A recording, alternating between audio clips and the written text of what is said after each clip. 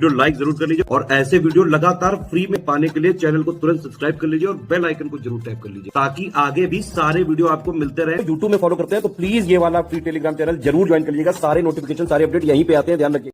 नमस्कार दोस्तों इस वीडियो में अब हम लोग पॉलिटी के टॉप एमसीक्यू की प्रैक्टिस करना चालू कर दे रहे हैं। जितने इंपॉर्टेंट एमसीक्यू हैं जो एग्जाम में आ सकते हैं और आपका रिवीजन पॉलिटी का हो जाए, पूरी पॉलिटी का, इस तरह से इन क्वेश्चनों का प्रयोजन करा गया है। तो चलिए बिना किसी देरी के इसको देख लेते हैं। और हाँ, इसी तरह के जो क्वेश्चंस हैं हम अपने लगातार क्विज़ में आपको कराते हैं, प्लस टेस्ट सीरीज में कराते हैं। डेली क्विज़ अगर आप हमारा पीसीएस का आरओ या बीईओ को ज्वाइन करते हैं, जिस भी एग्ज़ाम की आप तैयारी कर रहे हैं 2025 की 26 की, उसमें क्या होता है ना, मोस्ट एक्सपेक्टेड 100 से 150 सवालों की हम प्रैक्टिस क्विज़ में कराते हैं। और जब तक एग्ज़ाम नहीं होता तो लगभग 5 से 6 हज़ार सवालों की प्रैक्टिस आपको क्विज़ में करा दी जाती है। चलिए देखते हैं इसको। निम्नलिखित में से किस दशा का मतलब किस देश का संविधान विश्व के सभी लिखित संविधान में सबसे लंबा है? तो सबसे बड़ा कौन सा भाई? ब्रिटेन, इंडिया, अमेरिका, रशिया में तो वन एंड ओनली हमारे इंडिया का संविधान है भाई, है ना, जिसमें आप देख सकते हो 25 पार्ट हैं, 8 और 12 शेड्यूल है, इतने सारे आर्टिकल हैं। ठीक है, तो ये क्या हो जाना चाहिए? इसका आंसर इंडिया हो जाएगा। अब इसमें आपको मिलाना कौन सा सही नहीं है। ठीक है, easy to moderate to tough ऐसे चलेंगे। राइट टू फ्रीडम 19 से 22, इक्वालिटी 14 से 18, कॉन्स्टिट्यूशनल रेमेडीज यानी संवैधानिक उपचार, राइट अगेंस्ट एक्सप्लॉयटेशन यानी शोषण के विरुद्ध अधिकार। तो कौन सा सही मैच नहीं कर रहा है? Which pair is not correctly match. तो यहाँ पे होना चाहिए था कौन सा सही है वैसे, नहीं, हाँ ठीक तो है, कौन सा सही नहीं है कह रहा है, तो ये नहीं हो गया है ना, क्योंकि राइट अगेंस्ट एक्सप्लॉयटेशन ये आर्टिकल किस में आता है आपका? ये आर्टिकल 23-24 में आता है ना, आर्टिकल 23-24 में। इसके बाद निम्नलिखित में से कौन से अनुच्छेद में बताया है कि मंत्रिपरिषद सामूहिक रूप से लोकसभा के प्रति उत्तरदायी होगा? तो council of minister is collectively responsible to Lok Sabha, बहुत ही इंपॉर्टेंट आर्टिकल है ये आपका, आर्टिकल 75, आर्टिकल 75 बहुत ज़्यादा इंपॉर्टेंट आर्टिकल है। उसके बाद भारत के संविधान की निम्नलिखित में से कौन सी एक अनुसूची में दल बदल विरोधी कानून दिए हैं, यानी एंटी डिफेक्शन एक्ट कौन से शेड्यूल में दिया हुआ है? तो ये किस में दिया हुआ है? 10वीं अनुसूची में। और कब ऐड हुआ था ये? 52 कॉन्स्टिट्यूशन अमेंडमेंट एक्ट 1985 से 10 शेड्यूल को ऐड करा गया था। और वहीं सेकंड शेड्यूल की बात कर लें, इसमें क्या दिया है? सैलरी, है ना, और जो पावर्स होंगी किसकी? प्रेसिडेंट की, गवर्नर की, स्पीकर की और सुप्रीम कोर्ट, हाई कोर्ट के जजेस की। फिफ्थ शेड्यूल की बात करें, इसमें schedule area and tribal areas के एडमिनिस्ट्रेशन के बारे में। और 8th में आपका ऑफिशियल लैंग्वेज, है ना, जो भाषा है उसके बारे में दिया हुआ है। ठीक है, फिर भारत में संविधान के अंतर्गत निम्नलिखित में से कौन सा मौलिक कर्तव्य नहीं है, फंडामेंटल ड्यूटी नहीं है? सार्वजनिक चुनाव में मतदान करना, वैज्ञानिक वृत्ति का विकास यानी साइंटिफिक टेम्परामेंट डेवलप करना, सार्वजनिक संपत्ति की सुरक्षा, पब्लिक प्रॉपर्टी की, संविधान को मानना, इसके आदर्शों का सम्मान। तो बहुत ही आसान हो गया। देखिए, वोट करना, इसको फंडामेंटल ड्यूटी में नहीं कोई जगह मिली है। ठीक है, और फंडामेंटल ड्यूटी हमारी टोटल 11 है, पहले 10 थी। कब ऐड हुई 10 फंडामेंटल ड्यूटी अगर पूछे तो 42 कॉन्स्टिट्यूशन अमेंडमेंट एक्ट 1976 से भाग 4A में है। और वहीं 11वीं फंडामेंटल ड्यूटी को 86 कॉन्स्टिट्यूशन अमेंडमेंट एक्ट 2002 से डाल दिया गया था। देखिए, वोट करने का एक उसमें आर्टिकल भी दिया है, यूनिवर्सल एडल्ट फ्रेंचाइज, यानी 18+ के लोग वोट दे सकते हैं। ये जो है आपको आर्टिकल 326 कहता है। कौन सा कहता है? आर्टिकल 326 कहता है। और ये एज पहले 18 से 21 थी भाई, है ना, 21 साल के लोग वोट देते थे। इसको कम कब करा गया? 61 कॉन्स्टिट्यूशन अमेंडमेंट एक्ट 1988 से जो है 21 साल की एज को कितना कर दिया गया? 18 कर दिया गया, है ना। कॉन्स्टिट्यूशन अमेंडमेंट था 1988 पर इम्प्लीमेंट हुआ था 1989 से।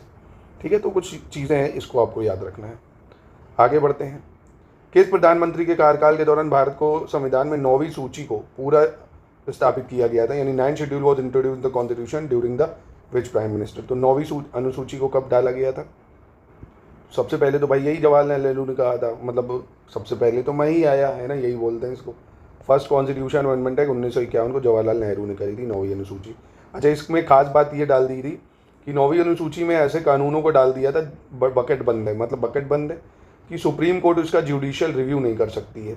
पर 1973 के बाद के जो कानून होंगे, है ना, उसमें अगर फंडामेंटल राइट हार्म हो रहे हैं तो जुडिशियल रिव्यू होगा। पर हाँ, 1973 के पहले के कानून का जुडिशियल रिव्यू नहीं हो सकता था।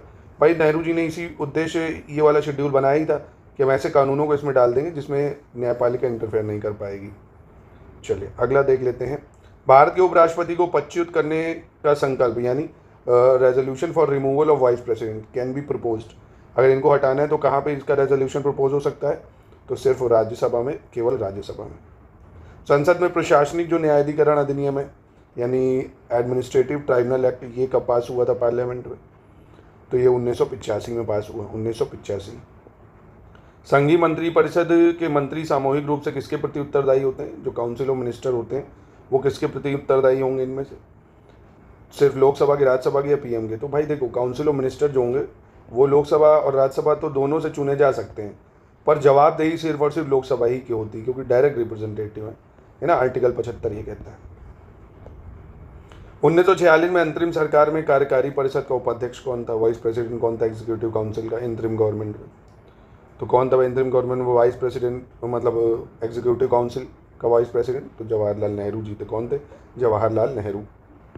एक बार इंतरिम गवर्नमेंट के जितने भी मिनिस्टर हैं उनको ज़रूर याद रख लेना, पहला पॉइंट। नहीं करा है तो एक बार तुरंत उसका पॉइंट नोट कर लो, अभी रिवाइज कर लेना। इंतरिम गवर्नमेंट कर लो। और फर्स्ट कैबिनेट जो बनी थी उसके मिनिस्टर का कौन, किसको पोर्टफोलियो क्या मिला था, है ना, एक बार देख लो, रिवीजन हो जाएगा। यदि पंचायत विघटित होती है तो किस अवधि के अंदर निर्वाचन होते हैं? Panchayat is dissolve, election are to be held. तो देखा, अगर पंचायत डिसॉल्व हो गई है तो 6 महीने के अंतर्गत इलेक्शन हो जाना चाहिए, पहली बात। और ये किस आर्टिकल में दिया हुआ भैया? तो ये दिया है आर्टिकल 243E में। ठीक है, चलिए आगे बढ़ते हैं। निम्नलिखित में से कौन जो है केंद्रीय बजट को तैयार करने और संसद में उसे प्रस्तुत करने के लिए उत्तरदायी है? Department of revenue, economic affair, financial service या डिपार्टमेंट ऑफ एक्सपेंडिचर? तो ये जिम्मेदारी होती है डिपार्टमेंट ऑफ इकोनॉमिक अफेयर्स की। किसकी होती है? डिपार्टमेंट ऑफ इकोनॉमिक अफेयर्स या आर्थिक मामलों के विभाग की। निम्नलिखित में से कौन सी एक सबसे बड़ी सदस्य समिति है? सबसे बड़ी जो कमेटी है वो कौन सी है? Committee on public account, estimate या अंडरटेकिंग या पेटिशन?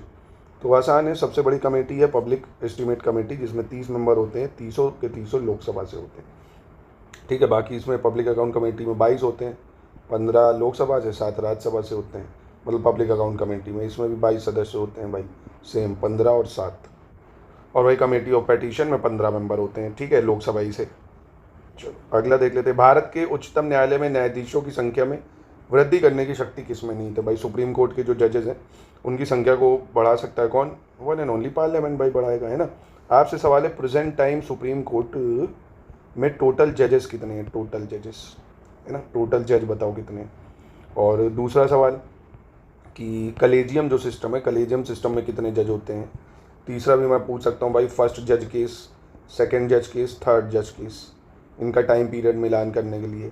तो अच्छे से सुप्रीम कोर्ट का चैप्टर आपको पढ़ना चाहिए, स्पेशली इसके आर्टिकल, अपेलिएट ज्यूरिसडिक्शन, ओरिजिनल ज्यूरिसडिक्शन, है ना, सुप्रीम कोर्ट, ये सब आपके लिए बहुत ज़्यादा इंपॉर्टेंट हो जाते हैं आर्टिकल्स। भारत सरकार ने नीति आयोग की स्थापना निम्नलिखित में से किसका स्थान लेने के लिए करी थी? The government of India establish NITI Aayog to replace. तो नीति आयोग को पता है आपको, प्लानिंग कमीशन हटा था तो नीति आयोग आया था। निम्नलिखित में से कौन भारत के संविधान का अभिरक्षक है? कस्टोडियन कौन होता है भाई इंडिया के जो कॉन्स्टिट्यूशन है? तो ऑब्वियसली सुप्रीम कोर्ट होगा। अनुसूचित जाति एवं जनजाति संबंधी उपबंध किस संविधान के भाग में दिए गए हैं? तो अनुसूचित जाति, अनुसूचित जनजाति के उपबंध किस में दिए गए हैं आपके?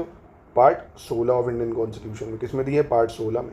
देखिए, पार्ट और शेड्यूल जरूर लर्न करके जाना, इनसे ना एक एक सवाल आने के हर साल चांसेस रहते ही रहते हैं, है ना। तो पार्ट 17 ये ऑफिशियल लैंग्वेज यानी भाषा से संबंधित प्रावधान इसमें दिए, ऑफिशियल लैंग्वेज दिया हुआ है। 18 बहुत आसान है, इमरजेंसी प्रोविजन है, इमरजेंसी दिया हुआ है इसमें। और 15 की बात करें, चुनाव से बात करता है, इलेक्शन की। फिर अगला देख लेते हैं 18, राष्ट्रीय अनुसूचित जाति आयोग का गठन संविधान के किस अनुच्छेद के तहत हुआ है ना, national commission for schedule caste. National commission for schedule caste बना है कब भाई? Under article 338, under article 338। 338A में national commission for schedule tribe को डाल दिया गया है। 338B में national commission for backward class को डाल दिया गया है।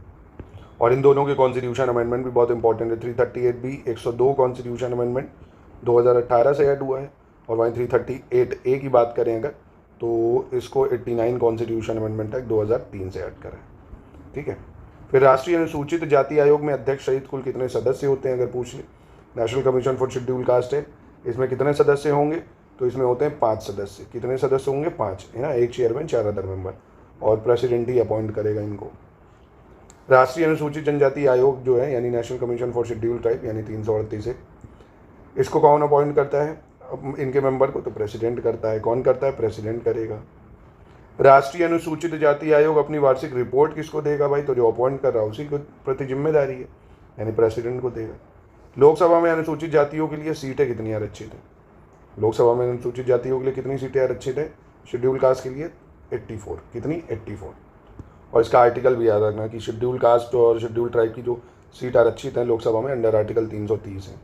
और जस्ट इसका एक आर्टिकल छोड़ के 332 में यही सेम काम राज्यों की विधानसभा में कर दिया गया है ना। तो ऐसे आसानी से याद हो जाता है ये। याद रखना नंबर 84। देखिए easy to moderate to tough हम लोग चलेंगे, तो घबराइए मत, सारे टाइप के क्वेश्चंस की प्रैक्टिस होगी। आगे है, वर्तमान में लोकसभा में अनुसूचित जातियों के लिए कितनी सीटें आरक्षित है? तो एसटी के लिए कितनी है? अभी हम लोग ने एससी देखा, अब एसटी देखेंगे। एसटी के लिए 47 है। कितनी? तो एसटी के लिए 47 है, एससी के लिए 84। अगला सवाल है, प्रथम पिछड़ा आयोग का गठन यानी फर्स्ट बैकवर्ड क्लास कमीशन जो है काका कालेकर इनकी अध्यक्षता में गठित हुआ था। कब हुआ था कह रहा है? तो 1953 में हुआ था, 1953 में। फैक्चुअल डाटा जरूर याद रखिए। दूसरा पिछड़ा वर्ग आयोग कब बना भाई? पहला 1953 में बना। दूसरा जो मंडल कमीशन इनकी अध्यक्षता में बना, ये कब बना? तो इसको 1979 में गठित करा गया। तो ये दो चीज़ें जरूर याद रखिए, पहला बैकवर्ड क्लास कमीशन 1953, दूसरा 1979। एससी के लिए 84, एसटी के लिए 47 सीटें। चलिए अगला देख लेते हैं। किस वर्ष सरकारी नौकरियों में अन्य पिछड़ा वर्ग के लिए 27% आरक्षण की घोषणा करी गई थी? 27% जो रिजर्वेशन मिला ओबीसी को, ये कब दिया गया? तो 1990 में दिया। कब? 1990 में। भारत सरकार द्वारा राष्ट्रीय पिछड़ा वर्ग आयोग का गठन कब हुआ था? National backward class commission Bharat सरकार ने कब करा इसका गठन? तो इसका सही उत्तर क्या हो जाएगा? 1993। ठीक है, 1993। तो ये थोड़ा ईयर से खेलना पड़ेगा आपको, है ना, क्योंकि ये सब आता है भैया, क्या कर सकते हैं। तो आपको इसको थोड़ा नोट डाउन करके लर्न करना पड़ेगा। राष्ट्रीय पिछड़ा वर्ग जो आयोग है यानी नेशनल बैकवर्ड क्लास कमीशन, इसमें कितने सदस्य होते हैं? जो एससी, एसटी, ओबीसी तीनों ही में 5-5 सदस्य होते हैं, एक चेयरमैन, 4 अदर मेंबर। ठीक है। और नेशनल कमीशन फॉर मिनॉरिटीज ये कब बना? राष्ट्रीय अल्पसंख्यक आयोग, तो इसका गठन भी 1993 में 1993 में करा गया था। ठीक है, इसके लिए कोई आर्टिकल नहीं, बस ये याद रखो। मुस्लिम अल्पसंख्यक समुदाय के विकास के लिए राजेंद्र सच्चर की अध्यक्षता वाली 7 सदस्य कमेटी का गठन कब हुआ था? तो 7 मेंबर की कमेटी का गठन हुआ 2005 में। ठीक है, 2005 में। किस वर्ष जैन धर्म मानने वालों को भी अल्पसंख्यक समुदाय के रूप में अधिसूचित किया गया भाई? जो जैन धर्म को मानते हैं उनको भी मिनॉरिटीज में जगह मिल गई 2014 में। संविधान का कौन सा अनुच्छेद मानव के क्रय विक्रय पर रोक लगाता है ना, प्रोहिबिट करता है purchase and sale of human beings, है ना? तो आर्टिकल 23-24 में है शोषण के विरुद्ध अधिकार में, आर्टिकल 23 में है ना। 24 में बच्चों के काम वाम पे रोक लगाता है। 20 में तो आपको पता है protection with respect to conviction for offence, यानी दोष सिद्धि के लिए आपको क्या है प्रोटेक्शंस मिलेंगी। 19 में फ्रीडम से संबंधित जो आपको दी गई है, स्पीच, एक्सप्रेशन, एसोसिएशन, मूवमेंट, है ना, मतलब बोलने की आज़ादी, घूमने की आज़ादी, काम करने की आज़ादी, ये सब। आर्टिकल 15 इसमें जो है प्रोहिबिशन ऑफ डिस्क्रिमिनेशन, यानी भेदभाव नहीं कर सकते आप इन 5 ग्राउंड पे जिन पे होता है। या भाई भेदभाव किस पे होता था? जाति के नाम पे, धर्म के नाम पे, है ना, काला गोरा रंग के नाम पे, और महिला पुरुष यानी सेक्स के नाम पे, है ना, महिला पुरुष सेक्स के नाम पे, रिलीजन, रेस, कास्ट, सेक्स और प्लेस ऑफ बर्थ। भाई देख रहे हो ना महाराष्ट्र में क्या करे, हिंदी बोल, वो मराठी बोल, हिंदी बोल। तो ये सारी चीज़ें भेदभाव क्रिएट करती हैं भैया जन्म के स्थान पे ना, कि किसका जन्म कहाँ हुआ। तो ये सब भेदभाव भारत में बहुत ज़्यादा होता था ना इन्हीं ग्राउंड पे, इसलिए इसको ख़त्म करने के लिए रखा गया। और आज भी होता ही है। देखो कोई चीज़ जो है वो अनंत काल चिरकाल तक रहेगी। चलो, संविधान के किस अनुच्छेद के अंतर्गत पुरुष और स्त्री दोनों को समान कार्य के लिए समान वेतन देने का वर्णन किया गया है? तो समान कार्य समान वेतन, ये बात कहता है डीपीएसपी में आर्टिकल 39। कौन कहता है? DPSP article 39। ठीक है, याद रखिएगा इसको। आर्टिकल 32 में तो रिट पावर दी हुई है, ये आर्टिकल बहुत ज़्यादा इंपॉर्टेंट है। ग्राम पंचायतों और नगर पालिकाओं में महिलाओं के लिए आरक्षण कितना है भाई? तो अब तो ग्राम पंचायत नगर पंचायत में तो है ही है, लोकसभा और विधानसभा में भी कर दिया गया है 33% महिलाओं का रिजर्वेशन। कितना? 33% सीटें महिलाओं के लिए। और ये कौन से अमेंडमेंट हुआ है अभी जो लोकसभा और विधानसभाओं में मिल गया 33% रिजर्वेशन? तो ये 106 कॉन्स्टिट्यूशन अमेंडमेंट एक्ट 2023 है ना, याद रखने, मतलब 106 कॉन्स्टिट्यूशन अमेंडमेंट एक्ट के थ्रू इसको मिले, तो याद रखिए। चलो अगला है राष्ट्रीय महिला आयोग, ये कब बना भाई? National commission for women. National commission for man नहीं बना, बहुत नाइंसाफ़ी है ये। आजकल जो स्थितियाँ चल रही हैं, आदमियों को भी राइट चाहिए, जीने का अधिकार है, पर मर रहे हैं, देख रहे हो कितनी बुरी दशाएं चल रही है आदमियों की। तो नेशनल कमीशन फॉर मैन भी होना चाहिए। चलो खैर, तो वुमेन कब बना नेशनल कमीशन फॉर वुमेन? 1992 में बना। कोई भी देखो अपनी डेट ऑफ बर्थ या घर वालों की डेट ऑफ बर्थ या आपके जन्म से कितने पहले इस तरह से लिंक कर लिया करो, याद रहेगा। चुनाव आयोग कब बना था भैया? चुनाव आयोग की स्थापना कब हुई थी? तो 25 जनवरी 1950 को हुई थी। कब हुई थी? 25 जनवरी 1950 को। इसलिए हम 25 जनवरी को वोटर डे भी मनाते हैं। तो वोटर डे हम लोग कब मनाते हैं? 25 जनवरी को मनाते हैं। कब मनाते हैं? 25 जनवरी को। निर्वाचन सुधार के लिए संतनाम की अध्यक्षता में कमेटी कब बनी थी? When was committee form under the chairmanship of के संतनाम? तो ये कमेटी कब बनी थी भैया? ये बनी थी 1962 में, 1962 में बन गई थी। ठीक है। मतदाता की आयु 21 वर्ष से घटकर 18 वर्ष की कब करी गई थी? तो अभी मैंने बताया था ना, 1989 में 61st कॉन्स्टिट्यूशन अमेंडमेंट एक्ट 1988, और लगने में एक साल लगा उसको, 1989। निर्वाचन सुधारों के लिए दिनेश गोस्वामी की अध्यक्षता में समिति कब बनाई गई थी? When was the committee form under the chairmanship of Dinesh Goswami for electoral reform? तो ये बनाई गई थी आपकी 1990 में। ठीक है।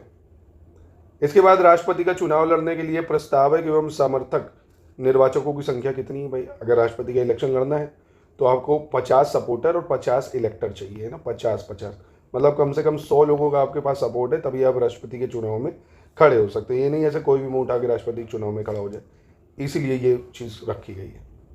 राष्ट्रपति चुनाव के निर्वाचन में जमानत राशि कितनी रखनी चाहिए? तो यू विल बी शॉक्ड, मात्र 15,000 रुपये। 15,000 रुपये जमानत राशि रखनी है।